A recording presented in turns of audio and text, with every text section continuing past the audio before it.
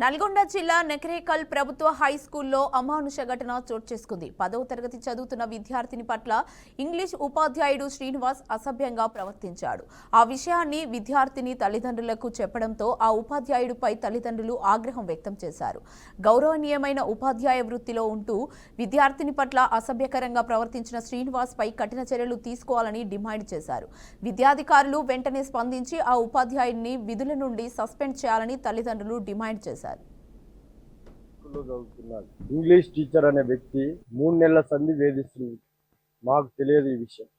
అన్నం తినట్లేదు. ఏంది బిడ్డ అంటే నైట్ 11ంటికి 3 నెలల తర్వాత చెప్పిన విషయం ఏమనగా డాడీ మాకు ఇంగ్లీష్ టీచరు శ్రీనివాస్ అనే వ్యక్తి వాళ్ళకు 3rd పీరియడ్ లో చెప్తాడంట.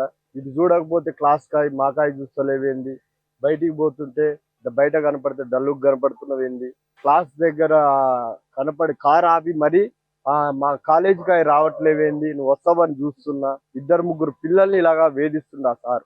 మరి ఆయనది ఏందో మాకు తెలియదు.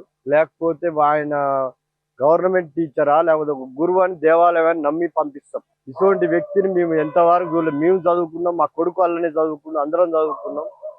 హెడ్ మాస్టర్ గారు కూడా మాకు తెలుసల్లా ఈ వ్యక్తి అనే వ్యక్తి ఇంత పాపాత్కుడని మాకు తెలియదు. చిన్న పిల్లల్ని చూసి 15 ఏళ్ల వయసు లేదు ఆ అమ్మాయి ఇలా టార్చర్ చేయడం ఏంది? గవర్నమెంట్ కఠినమైన చర్యలు తీసుకోవాలని కోరుకుంటున్నాం.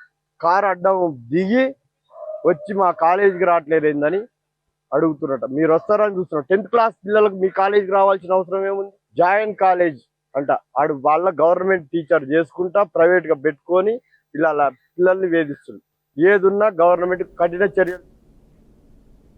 ఇదే అంశంపై మరింత సమాచారాన్ని మా ప్రతినిధి శ్రీనివాస్ అందిస్తారు. శ్రీనివాస్,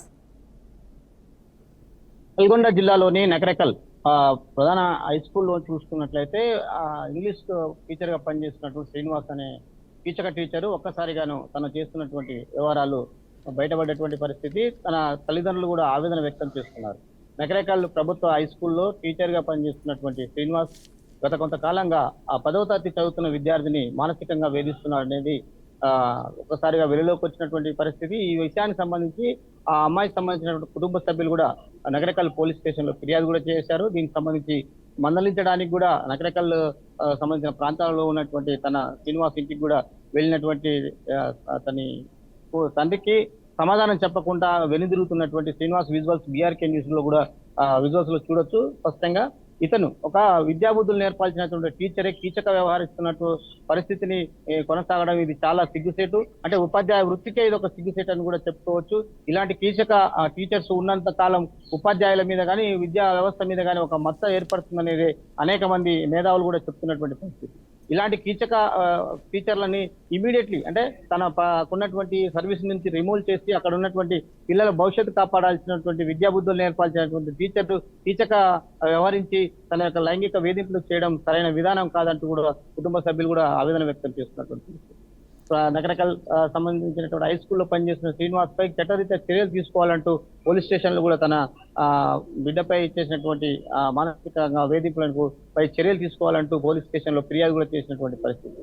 ఇది నకరేకల్ నియోజకవర్గంలో ఉన్నటువంటి ప్రధాన హెడ్ క్వార్టర్ లో ఉన్నటువంటి ఈ హై స్కూల్ సంబంధించి ఇలాంటి అంటే ప్రధాన ఉపాధ్యాయులు పరిస్థితి అక్కడ ఉన్నటువంటి ఓవరాల్ గా చూసుకున్నట్లయితే కళాశాలకు సంబంధించి అభివృద్ధి చేస్తారు ఏదేమైనప్పటికీ. కానీ ఇలాంటి చెడు విధానాలు, చెడు వ్యక్తులు ఇలాంటి స్కూల్లో ఉండడం వల్ల ఓవరాల్ గా ఆ స్కూల్ కూడా చెడ్డ పేరు వస్తుంది.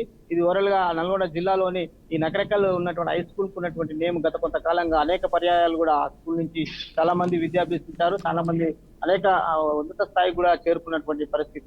ఇలాంటి స్కూల్లోని ఇలాంటి అంటే తప్పుడు ఆరోపణలు, తప్పుడు విధానాల్లో పనిచేస్తున్నటువంటి ఈ వ్యక్తి కీచక టీచర్ ని ఇమీడియట్లీ తొలగించాలని కూడా అక్కడ ఉన్న సభ్యులు కూడా ఆవేదన వ్యక్తం చేస్తున్నటువంటి పరిస్థితి.